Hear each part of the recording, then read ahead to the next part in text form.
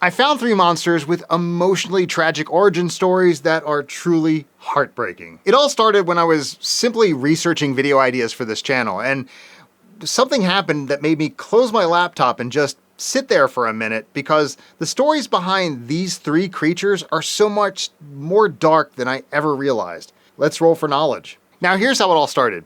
Typically when I research a video, I start by flipping through the monster manual to see what monsters I want to dive deeper in.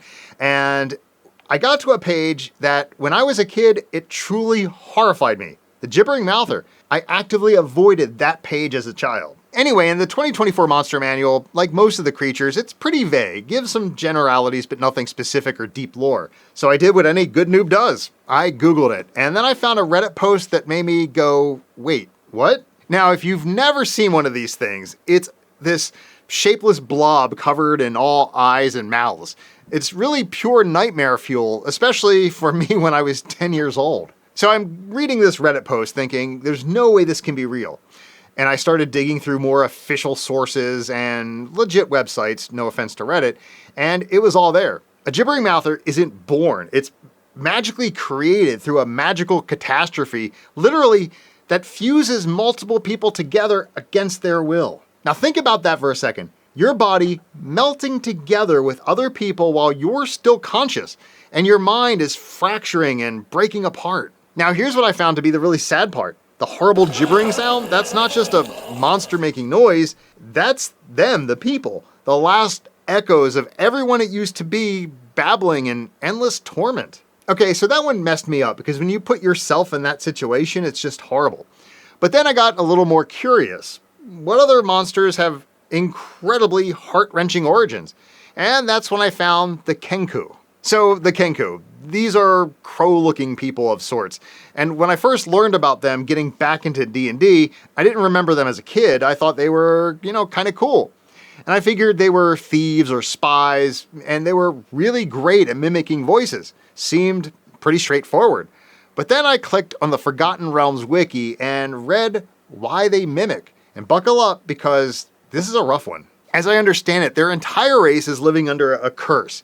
Ages ago, according to lore, the kenku betrayed their god, and as punishment, that god stripped away 3 things from them forever. Their wings, their creativity, and their voices. A kenku can't fly. It's a bird that has to walk everywhere and just look up at the sky, remembering what it lost. A kenku can't create. It can't invent a new idea, it can't compose a song or paint something original like it used to. And perhaps the most tragic, a kenku can't speak a single original word. It can only repeat sounds or words it has already heard. It has to piece together sentences from fragments of other people's conversations. Imagine trying to express an original thought and you just can't. You were stripped of the joy and creativity that you once had. And they don't mimic because it's fun or useful. They're an entire race of people trapped in a prison of imitation. This one really got to me, if I'm being honest. Before we get to number 3, I found out that I'm a ranger. And if you'd like to discover what D&D class you are in real life, well, I created a short fun quiz that over 1,300 others have already taken. I'll send the personality assessment based on your D&D class straight to your inbox. So if you want to check it out, the link is in the description. Now, back to the video. Now, to make this video, I figured I had to have at least 3 monsters, so I wanted to find one more tragic monster. And then I remembered that I did a short a while back about goblins, and what I found was just sad. Okay, the goblin. The thing every player fights at level 1. In fact, my first one-shot coming back into D&D, goblin. They're pests. They're comic relief of sorts too. I mean, we've all killed dozens of them, right? But have you ever considered their backstory? I never knew it. Then I read what happens after you kill one, and wow. So in most D&D lore, goblins are bound from birth to this tyrannical god named Maglibiet.